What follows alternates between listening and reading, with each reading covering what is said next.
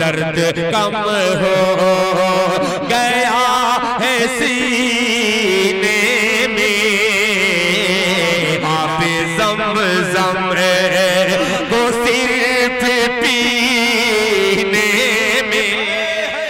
हमारे दरमियान जो है जनाब हजरत मौलाना अब्दुल्ला सालिम साहब चतुर्वेदी की शान में हम क्या कसीदे सुनाएं, जो कि वक्त की किल्लत दामनगीर है। उनके बाद इंशाअल्लाह अब्दुल्ला साहब के बाद दिल भाई आएंगे और दिल भाई के बाद सीधे जनाब हजरत मौलाना सोहराब साहब कलकत्तावी चापदानी आपके लिए मटेरियल लेके आए हुए हैं। उन्हें हमने कहीं पे रखा है।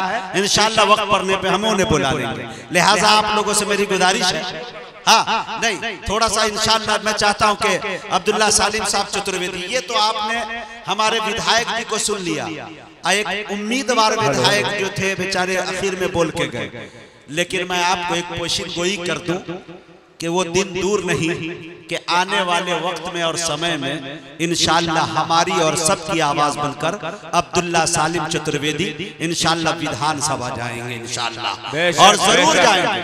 और एक साजिश के तई सियासत के भेंट चढ़ गए, वरना अब्दुल्ला सालिम इस वक्त प्रेजेंट में हमारा विधायक होता और अभी एमपी हो गए होते।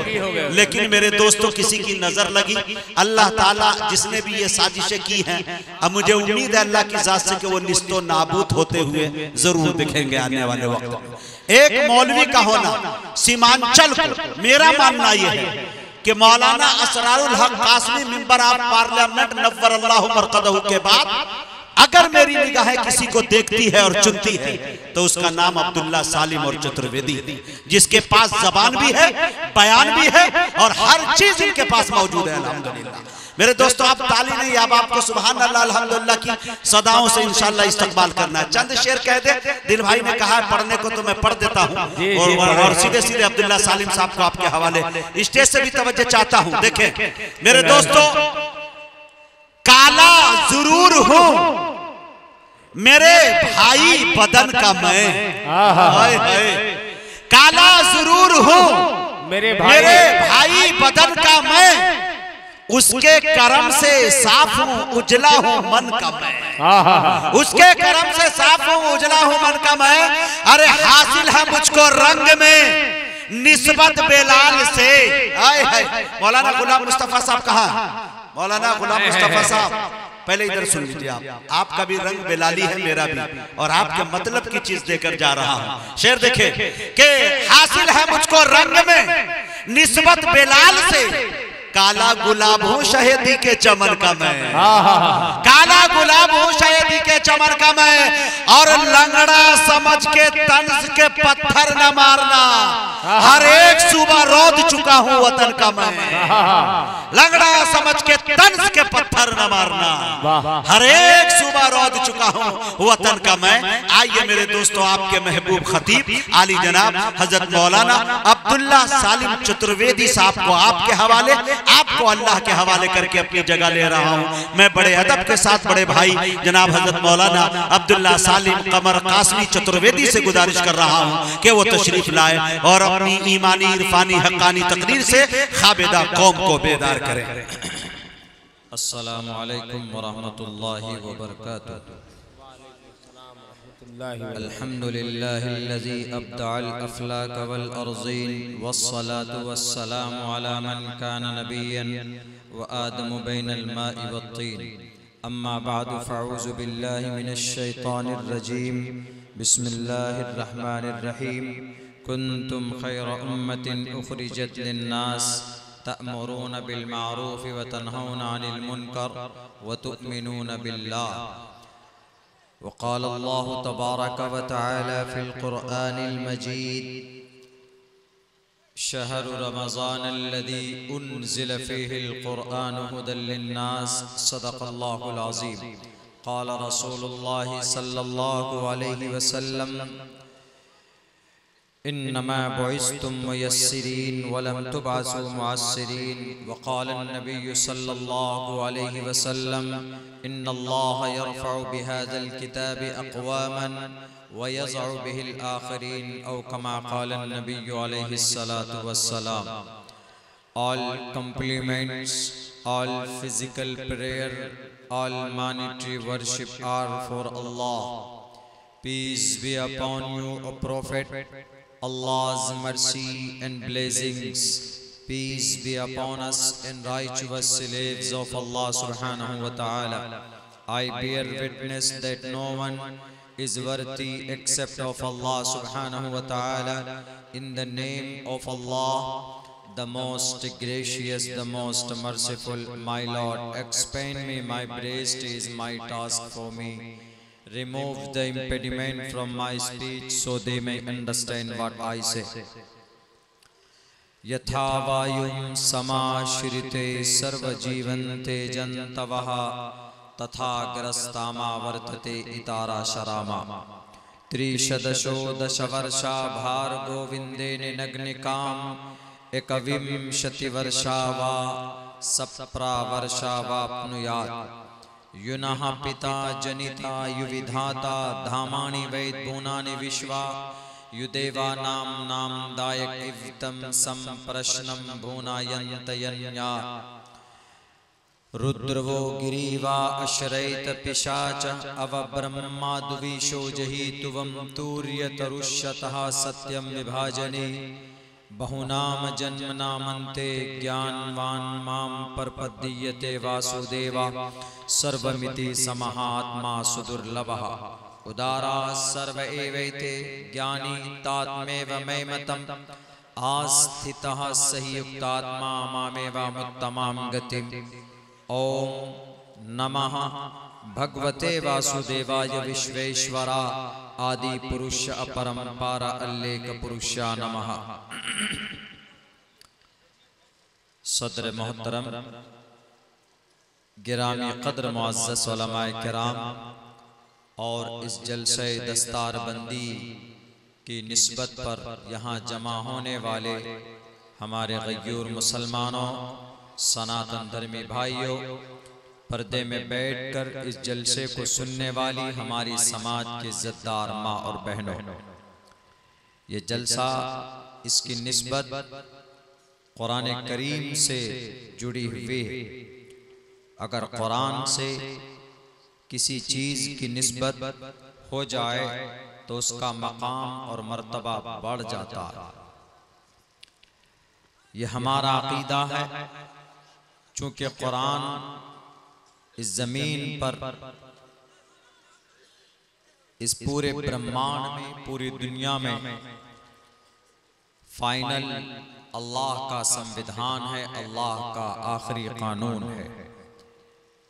इस कुरान के एक एक हर्फ पर हमारा ईमान, यकीन और आस्था है कि अल्लाह का कलाम है और इस कलाम से, इस कुरान से जिसका रिश्ता मजबूत होगा इंशाअल्लाह तबारक व तआला वो ज़रूर दुनिया में भी कामयाब होगा और मरने के बाद उसकी कामयाबी में कोई तरद्दुद नहीं है। अल्लाह के नबी की हदीस भी है, इन्नल्लाह यरफ़उ बिहाज़ल किताबि अक़वामन, इस जमीन पर जिसका रिश्ता कुरान से मजबूत रहा है अल्लाह ने उन तमाम को सरबलंदी से सरफराज किया, और जिसका भी रिश्ता कुरान से कमजोर पड़ा है, जिसने कुरान से अपने रिश्ते को कमजोर किया है, तो अल्लाह तबारक व तआला ने उन कौमों को भी, उन लोगों को भी इस जमीन पर जलील और रुसवा किया। इसीलिए मुसलमानों, हमारे और आपके बीच बस अभी जो सबसे अनमोल चीज है ये कुरान करीम है। इसकी तालीम, इसका पढ़ना, इसका सीखना जितना ज्यादा हो सके हम लोग इस पर कोशिश करें। कुरान करीम की तिलावत को आम करें, कुरान करीम की पढ़ने पढ़ाने को, सीखने सिखाने को आम करें। इससे आपका मकाम और मर्तबा बुलंद होगा, आपका ईमान इससे मजबूत होगा, आपके अंदर की रूहानी ताकत इससे मजबूत होगी। चाहे मर्द हो, औरत हो, दुनिया की किसी किताब के पढ़ने पर कोई सवाब नहीं है, लेकिन कुरान का एक हर्फ अगर आप पढ़ते हो तो अल्लाह 10 नेकी अता फरमाता है। जनाब मोहम्मद रसूलुल्लाह सल्लल्लाहु अलैहि वसल्लम फरमाते हैं, मन क़रा हर्फम मिन किताबिल्लाह फलहु बिही हसनतुन, उसके लिए 10 नेकियां, एक नेकी है लेकिन 10 गुना अज्र बढ़ा कर दिया जाता है, यानी 10 नेकी। इसीलिए हमें कुरान पर हमारा यकीन और आस्था है।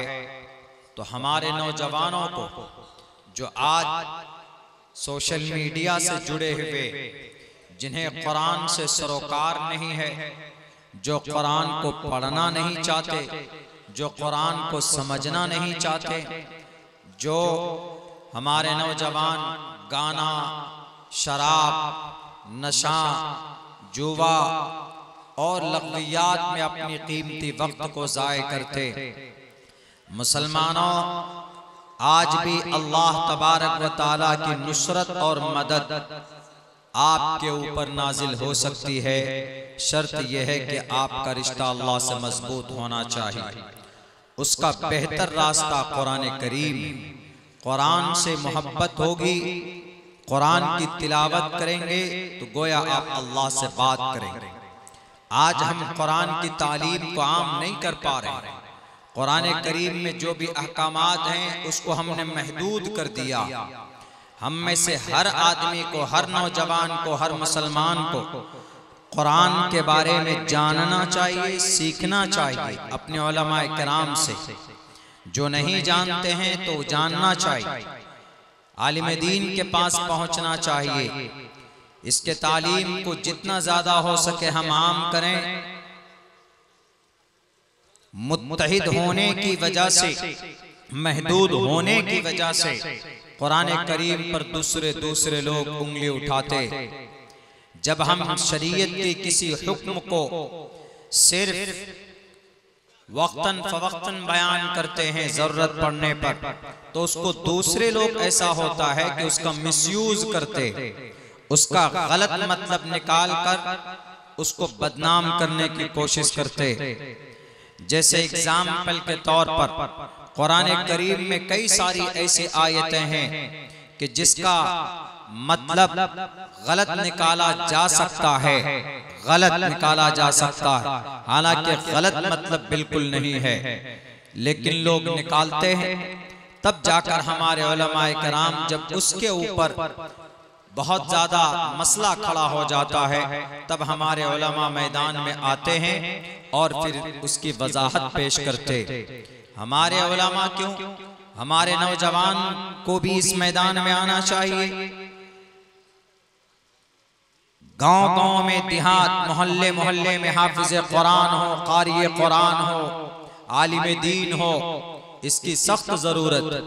आजादी से पहले ये निजाम था, मदरसे थे, मकातिब थे, लेकिन अब इन तमाम चीजों की किल्लत हो गई। लॉकडाउन के बाद तो मदरसा चलाना जिहाद अकबर से कम नहीं। मुसलमानों, हमें इस कुरान से रिश्ता मजबूत करना होगा। कुरान के तालीमात को बहुत ज्यादा आम करने की जरूरत है।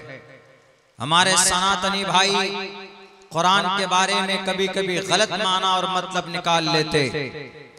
एक दो आयत पढ़ते हैं, उसका गलत तर्जमा कर देते कि देखिए मुसलमानों के कुरान में लिखा है फकुलू मिम्मा गनिमतुम, हिंदुओं का माल लूटो और खा लो। ये तर्जमा करते। मेरे सनातनी भाई, आप में कुछ तंजीमें ऐसी है जिनके नौजवान ये तर्जमा इस आयत का करते, हालांकि वो जानते हैं कि वो खुद, उसको नहीं मालूम है कि कुरान करीम की इस आयत का रियल मतलब क्या है, माना क्या है। दे डोंट नो, वो नहीं जानते। फकुलू मिम्मा गनिमतुम, मैदान कारज़ार में, जंग के मैदान में जो माल प्राप्त होता है उसको खा सकते हो, कोई शक नहीं है। उसको बंटवारा कर सकते हो, उसको बांट सकते हो, उसको खा सकते हो। इसी को मेरे हिंदू भाइयों आपके ग्रंथ में है, तुवम तूर्य तरुष्यतः सत्यम विभाजने, शत्रुओं को मारो। शत्रु मतलब दुश्मन, दुश्मन को मारो। अब दुश्मन कौन है? भारत के अंदर कुछ सनातनी नौजवान या कुछ मुस्लिम नौजवान हिंदू को दुश्मन समझ लेते, या कुछ हिंदू नौजवान मुसलमान टोपी दाढ़ी वाले को दुश्मन समझ बैठता है, और जिसकी वजह से मॉब लिंचिंग के वारदात सामने आते हैं। अभी 5, 6, 7 दिन पहले तेलंगाना सूबा में एक 15 साल की बच्ची को ईंट से कुचल कुचल कर मार दिया गया। उसका कसूर सिर्फ ये था कि वह अपने वालिद मोहम्मद इस्माइल के साथ कहीं जा रही थी बच्ची। उसको पेशाब की जरूरत पड़ी, सड़क के किनारे किसी घर के पास करीब में बैठकर वो यूरिन करने लगा, पेशाब करने लगा कि अपनी जरूरत पूरी हो तो फिर हम यहाँ से आगे का सफर शुरू करेंगे। कुछ नालायक नाहंजार नौजवान उन्होंने कहा कि अरे ये तो टोपी और दाढ़ी वाला मौलाना दिख रहा है, ये तो जिहादी दिख रहा है, ये तो ओसामा बिन लादेन का भाई दिख रहा है, ये तो अल-कायदा का या जैश-ए मोहम्मद का किसी का मेंबर हो सकता है, और यहाँ मेरे घर के नीचे करीब में बैठकर क्या कर रहा। कुछ नौजवान फौरन जमा हुए और उनके ऊपर जुल्म, उनके ऊपर लाठी डंडा घूंसों से हमला करना शुरू कर दिया। पूछा कि क्यों मार रहे हो, तो उसके मुंह पर घूंसे मारे गए, दांत तोड़ने की कोशिश की गई। उसका जुर्म यही था कि उसने एक घर के करीब में बैठकर पेशाब किया था, तो 1-2 थप्पड़ मारते चला जाता बेचारा, लेकिन नहीं, चेहरे पर दाढ़ी और टोपी देखने के बाद उनके 4-4 ग्राम खून सूख गए, गुस्से में भुन गए। उसके बाप को जब मारने लगा, इस्माइल जब चीख रहा था कि मुझे बचा, तो उसकी बेटी जो दूर खड़ी थी वो बेटी आई अपने बाप की जान बचाने के लिए। उन नौजवानों ने बाप को छोड़ दिया, बेटी के ऊपर हमला शुरू कर दिया और ईंट से उठाकर उस बच्ची के पैर पर, बॉडी में, बदन में, सर पे, चेहरे पर मारे जख्म हुई वो बच्ची। 4-5 दिन तक किसी हॉस्पिटल में रही, दम तोड़कर इस दुनिया से चली गई। तुवम तूर्य तरुष्यता में ये नहीं आता कि दुश्मन का सर कलम कर दो। दुश्मन का मतलब भारत के अंदर में ना हिंदू मुसलमान का दुश्मन है, ना मुसलमान हिंदू का दुश्मन है, न क्रिश्चियन का, न सिख का, न जैन का, न बौद्ध का। दुश्मन कौन है? दुश्मन आपका भाई भी हो सकता, सगा भाई आपस में दुश्मन हो सकता। एक भाई दूसरे भाई की प्रॉपर्टी को हड़प करने के लिए साजिशें रचता है, उसको सुपारी देता है कि इसका मर्डर कर दो, तो उसका भाई उसके लिए दुश्मन है। वरना इस देश में अलग अलग धर्म पर विश्वास करने वाले आपस में दुश्मन नहीं है। ऋग्वेद कहता है तुवम तूर्य तरुष्यतः सत्यम विभाजने, दुश्मन का, राक्षस का वध करो। और राक्षस कौन? राक्षस हिंदू के लिए मुसलमान नहीं, कोई टोपी और दाढ़ी वाला नहीं, या कोई किसी मुसलमान के लिए कोई टीका लगाने वाला, या कोई सनातनी दुश्मन नहीं, राक्षस नहीं। तुवम तूर्य तरुष्यतः सत्यम विभाजनी रुद्रवो गिरीवाश्रयित पिशाचा अव ब्रह्मा दुविशो जहि। जो ब्रह्मा को नहीं मानता, जो शास्त्र को नहीं मानता, जो भारत के संविधान को नहीं मानता, यहाँ की मानवता को नहीं मानता, यहाँ की गंगा जमुनी तहजीब को नहीं मानता, यहाँ की मानवता को नहीं पहचानता है, वो न ईश्वर की मानता है, न संविधान की मानता है, न गंगा जमुनी तहजीब को मानता है, न मानवता को मानता है, न ह्यूमैनिटी का कोई रिस्पेक्ट है, तो ऐसे शख्स के बारे में ऋग्वेद साफ लफ्जों में कहता है अब ब्रह्मा दुविशो जहि। जो आदमी ब्रह्मा को नहीं मानता है, परमात्मा को नहीं मानता, यानी ईश्वर के संविधान को नहीं मानता, जैसे दुर्गम राक्षस अंधकासुर, रावण, कोरू, अबू जहल, फिरौन, शद्दाद, बुख्त-ए-नसर, चंगेज, हलाकू खान, अब ब्रह्मा दुविशो जही, ऐसे लोग अगर आपके सामने आ जाएं तो इनका सर इनके तन से जुदा कर दो। इन लोगों के लिए ये नहीं कि मोहम्मद इस्माइल जैसा निहत्था लाचार बेबस आदमी किसी घर के नीचे बैठकर पेशाब करे तो उसको सिर्फ मोहम्मद इस्माइल नाम पूछकर उसको टारगेट करते हो। किस लिए ईश्वर ने तुम्हें पैदा किया? मनुष्य के ऊपर परमात्मा की भक्ति करना, एक दूसरे की खिदमत और मदद करना, यही मनुष्य विषय है।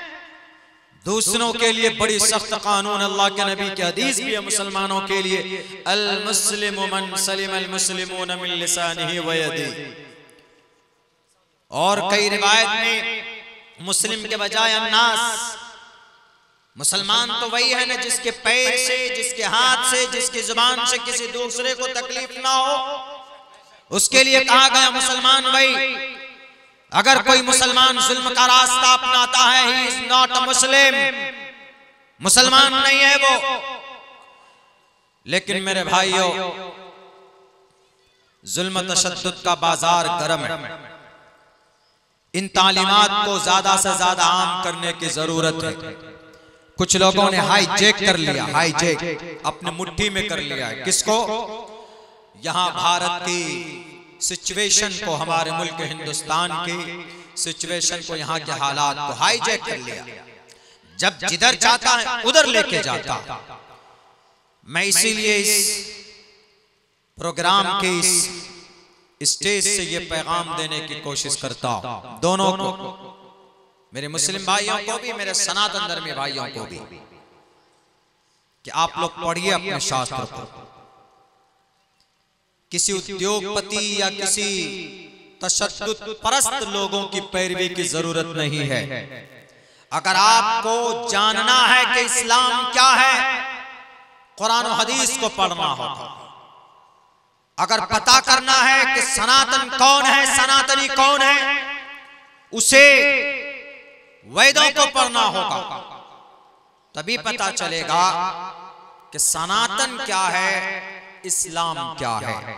अब्दुल्ला सालिम को देखकर फैसला नहीं किया जा सकता कि अब्दुल्ला सालिम जो करता है वही शायद इस्लाम में हो। किसी भी मुसलमान के आमाल और अफआल को देखकर इस्लाम के ऊपर जजमेंट नहीं किया जा सकता। किसी सनातन धर्मी भाई के अफआल को, उनके कराम, उनके काम को देखकर ईश्वानी वेदों के विचार के ऊपर फैसले नहीं किए जाते। इसीलिए जो गलत फहमी बढ़ रही है वो सिर्फ इलिटरेसी और जिहालत की वजह से। क्या कहा गया इसमें? तुवम तूर्य तरुष्यतः सत्यम विभाजनी। कुरान में कहा गया था फकुलू मिम्मा गनिमतुम, गनीमत का माल यानी मैदान कारज़ार में जो हारा है उसके हारे हुए माल के ऊपर तुम कब्जा कर सकते हो, खा सकते हो। ऐसे ही ऋग्वेद में यह बात कही गई, तुवम तूर्य तरुष्यतः सत्यम विभाजनी। जैसे श्री रामचंद्र जी अपने सेना को लेकर पहुंचे रावण के लंके में, तो वहां पर रावण के लंके का सत्यानाश किया, उसको हराया। तो अब जो लंका की जितनी भी प्रॉपर्टी थी, रावण का जो लंका था और जो भी चीजें थी, अब रावण के लंके की सारी चीजें, वहां के टोटल चीजों का मालिक कौन? श्री रामचंद्र जी। अब ये श्री रामचंद्र जी के लिए उपदेश है, तुवम तूर्य तरुष्यतः सत्यम विभाजनी। कह रामचंद्र जी, मर्यादा पुरुषोत्तम श्री रामचंद्र जी, ये जो रावण के लंके की जो प्रॉपर्टी है, ये जो रावण का लंका है, ये जो सोने का सिंहासन है, यहाँ के जो दौलत के अंबार हैं, इनको आप सबको बांट दीजिए, आपस में सबको बांट दीजिए ईमानदारी के साथ। यही पैगाम खुदा का कुरान कहता है, फकुलू मिम्मा गनिमतुम, मैदान कारज़ार में हासिल की हुई सारी दौलतों को आपस में बांट कर खा सकते हो। वरना कुरान किसी पर जुल्म की परमिशन नहीं देता, किसी पर अत्याचार का ऑर्डर नहीं देता। इसी कुरान को जो याद कर लेता है उनके सर पर फजीलत की दस्तार बांधी जाती है और उन्हीं के लिए जलसा सजाया जाता है। और जहां ये बच्चे कुरान पढ़ते हैं उसी को मदरसा कहा जाता, उसी को मदरसा कहा जाता। लेकिन आज मदरसों का क्या कॉन्सेप्ट बता दिया गया। मदरसे का कॉन्सेप्ट, एक सूबा है, सूबा आसाम, वहां के एक बड़े चीफ मिनिस्टर साहब, वो कहते हैं कि हम मुसलमानों को हमने बुलाया, सब मुसलमानों को हमने जमा किया और टोटल मुसलमानों से हमने पूछा कि जरा आप बताइए, आप को हाफिज साहब चाहिए कि आपको मास्टर साहब चाहिए। तो सबने कहा कि हमको मास्टर चाहिए, सब मुसलमानों ने। हमने फिर पूछा कि जरा बताइए, आपको कोई वकील लॉयर चाहिए कि आपको कोई आलिम साहब चाहिए। तो सबने कहा कि हमको वकील चाहिए। मुसलमानों से पूछ रहा, झूठा आदमी, कितना बड़ा झूठा। वो कहता है कि नहीं नहीं। और हमने पूछा मदरसों के बारे में, तुमको मदरसा चाहिए कि तुमको कॉलेज चाहिए। तो सब मुसलमानों ने कहा कि हमको कॉलेज चाहिए। कहा कि तुमको मुफ्ती साहब चाहिए कि तुमको जज चाहिए। तो सब मुसलमानों ने कहा कि हमको जज चाहिए, मुफ्ती साहब नहीं चाहिए। वो क्या स्टेटमेंट देते हैं, वो कहते हैं कि जब हमने तो तमाम मुसलमानों से जब पूछ लिया, सारे मुसलमानों ने कहा कि हमको हाफिज नहीं चाहिए, मौलाना नहीं चाहिए, हमको कारी नहीं चाहिए, हमको मुफ्ती साहब नहीं चाहिए, हमको काजी साहब नहीं चाहिए, हमको चाहिए जज चाहिए, डॉक्टर चाहिए, पायलट चाहिए, इंजीनियर चाहिए, फला फला फला फला चाहिए। इसलिए मैंने फैसला किया कि आसाम के 1308 मदरसे बंद कर दिए जाएं। आसाम में 1300 मदरसे बंद किए गए, 1300 ताले उन मदरसों में। क्यों? कुरान पढ़ाया जाता, हाफिज बनाया जाता। क्या जवाब दे सकते हैं? हमारे लोग डरते हैं, हमारी मिल्ली तंजीमों के लोग डरते हैं, हमारे कायदीन आज कॉम्प्रोमाइज कर रहे हैं, हक बोलने के लिए डरते, मैदान में निकलने के लिए डरते। आज हमारी प्रॉपर्टी खतरे में, आज 9.5 लाख एकड़ जमीन हमारी खतरे में, हमारी मस्जिदें खतरे में, हमारे मदरसे के ऊपर ताले डल रहे। 23,000 मदरसों को बंद करने का कानून भी नाफिज हुआ था। खुसूसन पर्टिकुलर मुसलमानों के मुस्लिम पर्सनल लॉ के अंदर मदाखलत की कोशिश की जा रही। क्यों नहीं हमारे मिल्ली तंजीम के कायदीन आगे बढ़ रहे हैं। 9.5 लाख एकड़ जमीन को बचाने के लिए मीटिंगों से काम नहीं चलेगा, आपको मैदान में निकलना होगा। भारत के संविधान को मजबूती के साथ पकड़कर कानूनी लड़ाई लड़नी होगी। जालिमों को बताना होगा कि हम जिंदा कौम हैं, हमें इस देश में मस्जिद बनाने, मस्जिद में इबादत की परमिशन भारत का संविधान देता है। हमें मदरसा कायम करने, मदरसा चलाने की इजाजत भारत का संविधान देता है। हमारे हिंदू भाइयों को उनको मंदिर बनाने और मंदिर के ऊपर भजन गाने, हनुमान चालीसा पढ़ने, गायत्री मंत्र का जप करने, ओम भूर्भुवः स्वः तत्सवितुर्वरेण्यं भर्गो दिशि दिवस्य धीमहि धियो यो नः प्रचोदयात्, इसकी इजाजत आर्टिकल नंबर 25 देता। अगर हिंदू भाई पढ़ना चाहते हैं गायत्री, हनुमान चालीसा, जय हनुमान ज्ञान गुण सागर, जय कपीस तेहो लोक उजागर, रामदूत अतुलित बलदामा, अंजनी पुत्र पवन सुत नामा, तो भारत का संविधान आर्टिकल नंबर 25 उसको हनुमान चालीसा पढ़ने की इजाजत देता। अगर कोई हिंदू भाई साष्टांग करना चाहे, प्रथमादारका जीवा दियो दिदियन मुजियते तृतीयानन को डलाकार चतुर्थर्देव चंद्र का पंचम बिंदु संयुक्ता, तो आर्टिकल नंबर 25 उसको ये मंत्र पढ़ने की इजाजत देता। वहीं पर अगर कोई मुसलमान कुरान पढ़ना चाहे, कोई मुसलमान मस्जिद में अजान देना चाहे, कोई मुसलमान मदरसे में अपने बच्चे को हाफिज कुरान बनाना चाहता है, तो आर्टिकल नंबर 25 इसको भी इजाजत देता। अगर कोई सिख भाई अपने 10 गुरुओं गुरु नानक गुरु गोविंद सिंह के बताए हुए रास्तों के मुताबिक अपने शिष्यों को अगर वो सिख बनाना चाहता है और मूल मंत्र की तालीम देना चाहता है, साफ लफ्जों में कहना चाहता है कि एक ओंकारा सतनाम करता बिरुद नरवु नरवीर अकाल मूरत रजवनी से भुंगुर प्रसादी, भारत का संविधान उसको भी इजाजत देता, लेकिन किसी और पर टारगेट नहीं। मेरे सनातनी भाई बताओ टारगेट किस पर है? मुसलमानों पर है। 1308 मदरसे बंद कर दिए गए, हमारी मस्जिदें शहीद कर दी जा रही, हमारे मदरसे के ऊपर हाई कोर्ट में याचिकाएं दाखिल की जाती। अब जो हमारी 9.5 लाख एकड़ जमीन है भारत के अंदर, मुस्लिम वक्फ बोर्ड जिसको बोलते, इन मस्जिदों इन जमीनों को भी हड़पने की कोशिश की जा रही। पूरी तरीके पर कानून और साजिशें तैयार की जा चुकी। मुस्लिम वक्फ बोर्ड, वक्फ प्रॉपर्टी मुसलमानों की प्रॉपर्टी, पर्टिकुलर मुसलमानों की आवाम की खिदमत के लिए होती, लेकिन इन प्रॉपर्टियों के ऊपर किसी की नापाक निगाह है। लेकिन इसको बचाने के लिए हमारी मिल्ली तंजीम के रहनुमा, हमारे दानिश्वर, हमारे कायदीन आगे नहीं बढ़ रहे हैं। वो सोचते हैं कि हाथ में हथकड़ी डालकर जेल में डाल दिया जाएगा।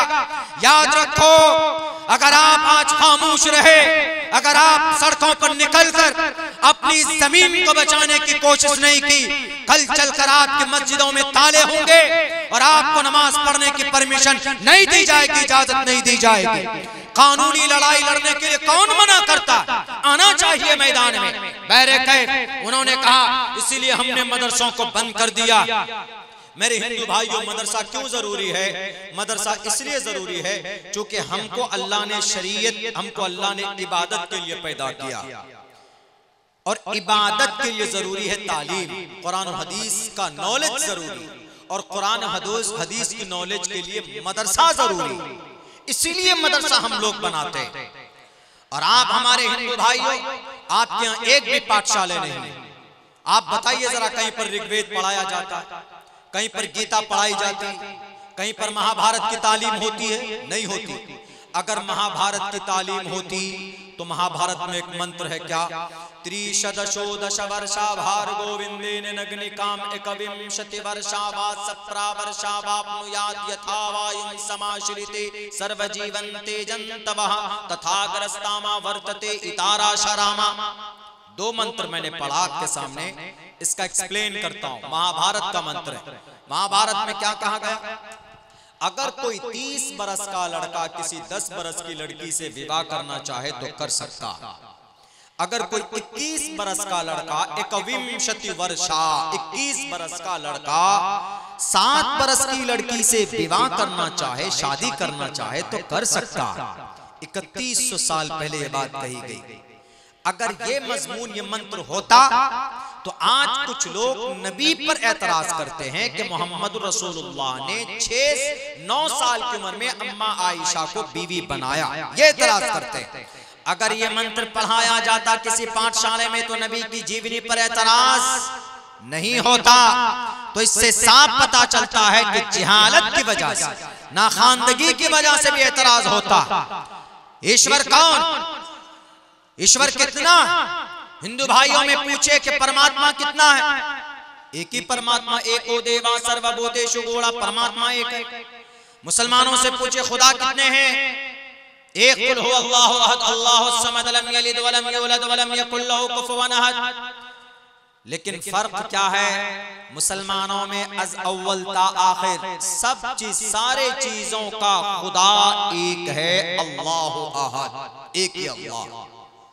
हिंदू भाइयों में थोड़ी सी गड़बड़ी है, थोड़ी सी। उसको पढ़िए शास्त्रों में तो मिजाज बदल जाएगा आपका। क्या है? त्रिदा भिन्नो हम विष्णु ब्रह्म शिव हरारिया गुणैन सिकलो हम सदा हरे एकम सद विप्रा बुदा वदंती। परमात्मा एक है लेकिन अनेक नाम है। इस्लाम में भी नाम अनेक है, लेकिन नाम अनेक के चक्कर में अनेक परमात्मा मान लेते, अनेक परमात्मा मान लेते। हालांकि परमात्मा एक ही है। एकम सद्विप्रा बुदा वदंती, परमात्मा एक। मैं नहीं कह रहा, अब्दुल्ला सालिम नहीं कह रहा, ऋग्वेद का मंत्र कह रहा। इंद्र भी उसी का नाम, मित्रा भी उसी का नाम, वरुण भी उसी का नाम है। एकम सद्विप्रा, विद्वानों ने उसी एक परमात्मा को अनेक नामों से पुकारा है। ये पैगाम कुरान में भी है, लेकिन मुसलमान से पूछे खुदा कितना है, टोटल मुसलमान कहेगा कि अल्लाह एक है। मुसलमान ये कहेगा कि रहमान कौन है, फिर रहीम कौन है, गफ्फार कौन है, कहार कौन है, तो आप कहेंगे कि है अल्लाह के वो सिफाती नाम है। तो ये कहां से पता चला? क्योंकि मुसलमानों को पढ़ाया जाता है मदरसों में, इसलिए मदरसा जरूरी है। और आपके यहाँ मैं आज कहता हूं, आप पाठशाले कायम कीजिए, हर गांव में पाठशाले होना चाहिए, हर ब्लॉक में और हर डिस्ट्रिक्ट के अंदर में एक शास्त्रीय ग्रंथ को पढ़ाने के लिए निजाम होना चाहिए। तब देखिए गलतफहमी दूर होती कि नहीं होती। हम नहीं कहेंगे कि आप हमारा कुरान पढ़ लीजिए, आप हमारी हदीस का मुताला कीजिए, आपके एतराज धुल जाएंगे। बल्कि नबी पर जिसको एतराज है कि नबी ने 9 साल में अम्मा आयशा को बीवी बनाया, तो एतराज वही करता है जिसको नॉलेज नहीं, क्योंकि वो देखता है कि कुरान में हदीस में ऐसा है, तो वह हदीस को लेकर सर पर उछलता, हाँ हदीस में ऐसा, हदीस में ऐसा, लेकिन ग्रंथ में भी मौजूद है। 21 बरस का लड़का 7 बरस की लड़की से विवाह कर सकता, लेकिन कानूनी एतबार से अब नहीं कर सकते। लेकिन मजहबी ग्रंथों में इजाजत है, मुसलमानों की शरीयत में इजाजत है कि नाबालिग माँ बाप, नाबालिग बच्ची बच्चा, लड़का लड़की के माँ बाप उसको इजाजत दें, उसको इजाजत क्या, अगर वो अपनी उससे बच्चों के निकाह पढ़ लें, उसके पेरेंट्स, तो निकाह माना जाता है। या लड़का लड़की बालिग होने के बाद में निकाह पढ़ ले तो निकाह वैलिड है गवाहों की मौजूदगी में। ऐसे हिंदू धर्म में है कि अगर 21 बरस का लड़का 7 बरस की लड़की से विवाह कर ले तो जायज है, महाभारत में कही गई। लेकिन भारत का संविधान कहता है कि नहीं, कम से कम लड़की की उम्र 18 साल और लड़के की उम्र कम से कम 21 साल होनी चाहिए। तो ये चीजें हैं, ये सारे खुराफात और ये सारी गलतफहमी कहां से दूर होगी? पढ़ने से दूर होगी। हम इसीलिए अपने शास्त्रों पर ध्यान देते हैं, क्योंकि हमारा शास्त्र, हमारा कुरान, हमारी शरीयत, हम इसी के लिए पैदा किए गए। हमारा तो ये मानना है, वमा खलक़तुल जिन्ना वल इंसा इल्ला लियअबुदून, अल्लाह ने इंसानों को पैदा किया किस लिए? इबादत के लिए पैदा किया। इंसान और जिन्नात को अल्लाह ने इबादत के लिए पैदा किया, और अल्लाह की इबादत के लिए जरूरी है शरीयत को जानना। नौजवानों, मेरे साथियों, आपको तो इतना पता है पुष्पा 2 ने कितना पैसा कमाया, पुष्पा 3 कब आने वाली है रिलीज होकर, और आपको नहीं मालूम है कि वजू में कितने फराइज हैं, गुस्ल में क्या चीजें फर्ज हैं, गुस्ल में क्या जरूरी है, शैम्पू लेना जरूरी है कि टॉवेल लेकर बाथरूम में जाना जरूरी है कि गर्म पानी से नहाना जरूरी है। आप उसको जरूरी समझते हो? नहीं, अपनी जवानी का एक मकसद है, आपकी जिंदगी का एक मकसद है। अल्लाह ने आपको इबादत के लिए पैदा किया। इतना इल्म सीखना जरूरी है कि जिससे आप हराम और हलाल के बीच में फर्क पैदा कर सको। इसी को अल्लाह के नबी ने फरमाया कि जरूरी है तलबुल इल्मी फरीज़तुन अला कुल्li मुस्लिम। मेरे हिंदू भाइयों, मेरे सनातनी भाइयों, अगर मकतब और मदरसे का निजाम है तो वह हमारे लिए, चूंकि हमारे लिए जरूरी और कंपलसरी, हम उसके बगैर नहीं रह सकते। और फिर अगर मदरसे में हमारे बच्चे पढ़ते हैं, मकतब में हमारा बच्चा पढ़ता है, तो इसका ये मतलब नहीं है कि वो मदरसे में पढ़ने के बाद में कटमुल्ला बन जाएगा, वो मदरसे में पढ़ने के बाद वो देश विरोधी काम करेगा जैसा कि लोग सोचते। बल्कि अगर कोई मौलाना बनता है तो वो इस समाज का सबसे मुबारक आदमी बन जाता। अगर कोई हाफिज और कारी साहब बनता है तो वो इस समाज के बीच में इमाम बनता है। और इमाम अल्लाह के नबी और सहाबा के बाद इस जमीन पर अगर सबसे मुकद्दस जमात अगर कोई है तो उलमा की, और उलमा में सबसे बेहतर मकाम और मर्तबा किसी के पास है तो वो हमारे जो समाज के अंदर निजाम है, तरतीब है, हम इमामों को देते हैं इज्जत और सम्मान दुनिया के अंदर, क्योंकि ये हमारा इमाम है, ये हमारा निजाम, ये हमारा कॉन्सेप्ट है। और इसका ये मतलब नहीं कि मदरसे में पढ़ने के बाद हम कटमुल्ला बन जाएंगे, जिहादी बन जाएंगे। ये लफ्ज जिहादी तो इतना कॉमन कर दिया गया कि जिसको भी मुसलमानों को बदनाम करना हो लफ्ज जिहादी लगा दो।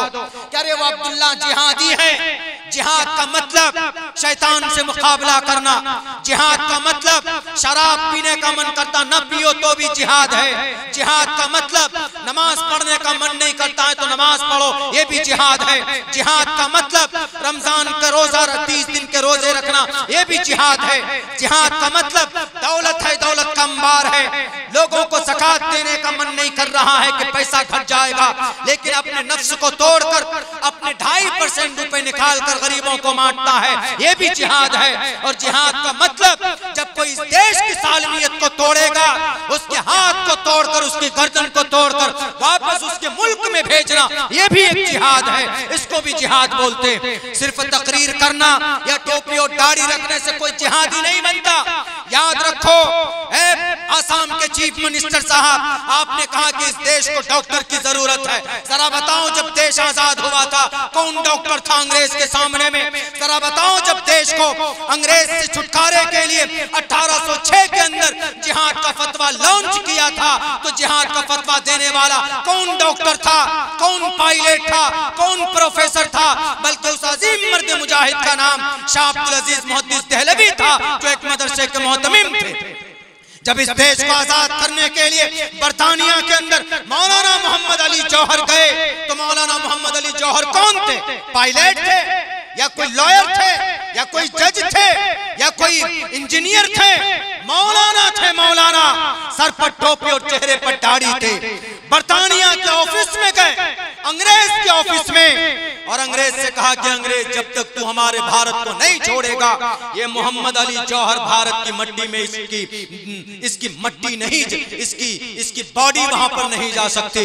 मोहम्मद अली जौहर ने कहा, मौलाना मोहम्मद अली जौहर साहब ने कहा, निकले। अंग्रेज ने कहा कि जाओ, कोशिशें कर लो, तुम्हारे देश को आजादी में बहुत टाइम लगेंगे और तुम जैसे मौलाना देश को आजाद कराओगे।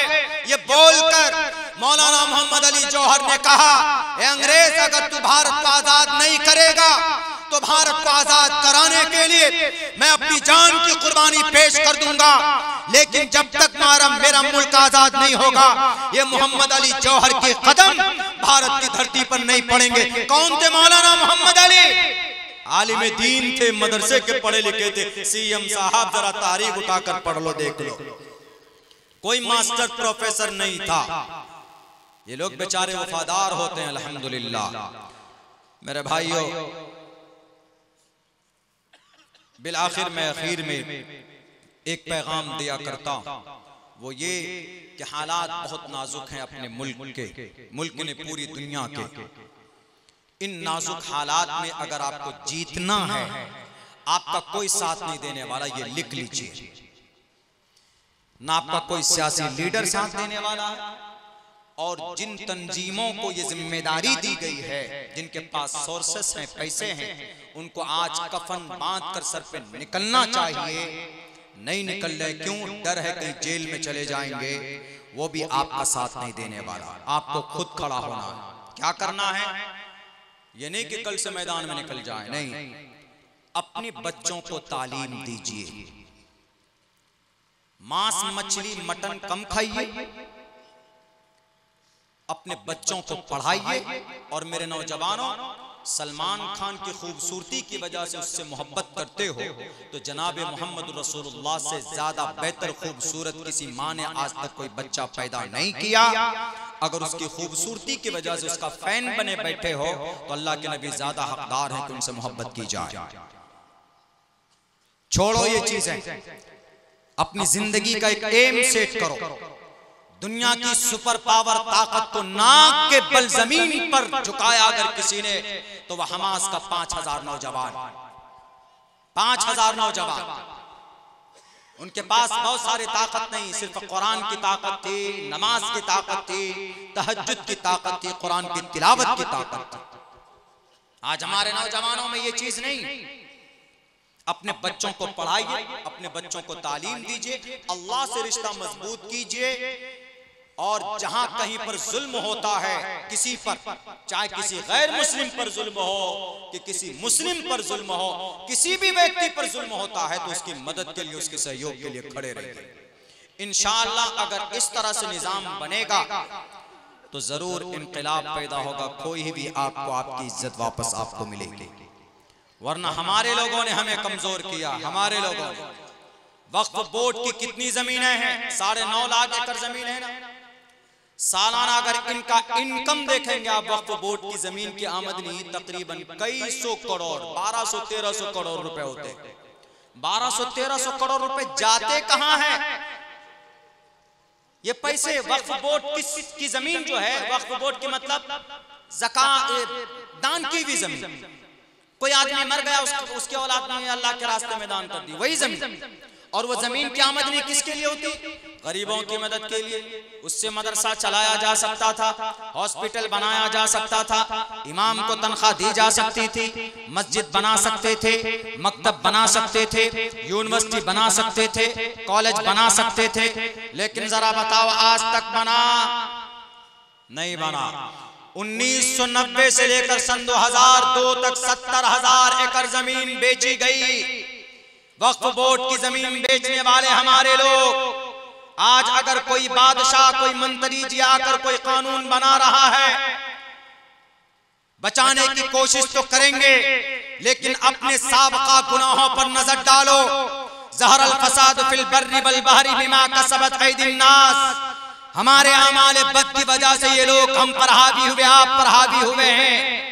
वक्फ बोर्ड की आमदनी से चाहते तो आज हमारी मस्जिद और मकतब मदरसा बनाने में चीख चीख कर चंदा करना नहीं पड़ता।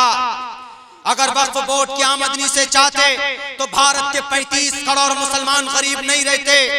अगर वक्फ बोर्ड की आमदनी से चाहते तो हमारे सारे मदरसों के तामीराती काम होते, मस्जिदें तामीर की जाती, हमारे हॉस्पिटल्स बनते, हमारे कॉलेजेस बनते, हमारे स्कूल बनते, हमारे मेडिकल कॉलेज बनते, हमारे यूपीएससी ट्रैक करने के लिए हमारे कोचिंग संस्था बनते, हमारे बच्चे नीट क्वालिफाइड करने के लिए 2 साल के लिए उसका अरेंजमेंट किया जाता और हम दूसरों को भी देते, ताउन करते।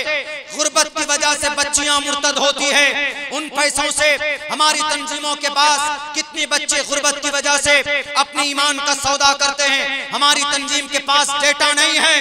आपको किस लिए गद्दी मिली है? सिर्फ सदर बनने के लिए। कोई सदर के लिए लड़ रहा है तो कोई सेक्रेटरी के लिए लड़ रहा है और कोई अध्यक्ष बनने के लिए लड़ रहा है। कौम की फिक्र किसी को नहीं है। मकसद से हट गए, भटक गए। सिर्फ ओहदा चाहिए, कोई भी हो। अदना आदमी अगर अब्दुल्ला सालिम भी ओहदे के लिए लड़ेगा तो अल्लाह तबारक व तआला नुसरत और मदद उठा लेता है मेरे भाइयों। इसीलिए खुद से खड़ा होना होगा। नौजवानों, तालीम के मैदान में आओ। जगह जगह मकातिब कायम करो, जगह जगह मदारिस कायम करो, जगह जगह एक तंजीमें छोटी छोटी बनाओ और दूसरों की ह्यूमैनिटी के तौर पर दूसरों की मदद करो। लेकिन फर्स्ट ऑफ ऑल आपकी जिंदगी का एक मकसद होना चाहिए, तालीम, तालीम, एजुकेशन, एजुकेशन, अकीदे की तालीम, अल्लाह की तालीम, कुरान की तालीम, संविधान की तालीम, हिस्ट्री की तालीम और तारीख के ऊपर नॉलेज। दुनिया की सारी उलूम फनून को पढ़िए। मैथ की तालीम, केमिस्ट्री की तालीम, ज्योग्राफिया की तालीम, साइंस की तालीम, ये सारी तालीम को अपने अंदर जमा कर लो। ऐसा नहीं है कि अगर कोई आलिम दीन बनेगा तो वो डॉक्टर नहीं बन सकता है। 1923 की रिपोर्ट पढ़ो। अबू बकर मोहम्मद बिन ज़करिया राजी डॉक्टर का इमाम, मदरसे का तालिब इल्म था। एमडी डॉक्टर बनने के लिए अल कानून किताब पढ़ाई जाती है। अल कानून किताब को लिखने वाला एक हाफिज कुरान जिसका नाम शेख हुसैन इब्न अली सीना। इससे साफ पता चलता है कि आप कुरान भी पढ़ सकते हैं, आप दुनिया के नॉलेज को भी हासिल कर सकते हैं। अल्लाह से दुआ करता हूँ कि अल्लाह तबारक व तआला कहने सुनने से ज्यादा हम तमाम मुसलमानों को उन पर अमल की तौफीक अता फरमाए। मेरे भाइयों, उलमाए किराम की बड़ी मजबूत और मुस्तनद उलमाए किराम की हाजिरी आपके इस जलसे में है। मैं तो एक तालिब इल्म की हैसियत से हाजिर हुआ था, बड़े लंबे सफर के बाद पहुंचा हूँ। कल मुझे बेलगाम कर्नाटक में पहुंचना है। इसीलिए मुख्तसरन मेरी बात जो हुई, हम अल्लाह से दुआ करते हैं कि अल्लाह पहले हमें खुद अमल की तौफीक दे, उसके बाद हम सबको मिलजुल कर अपनी जिंदगी का लाहा अमल करने की तौफीक अता फरमाए। बहुत बहुत शुक्रिया। जज़ाकल्लाह। अस्सलामु अलैकुम व रहमतुल्लाहि व बरकातहू।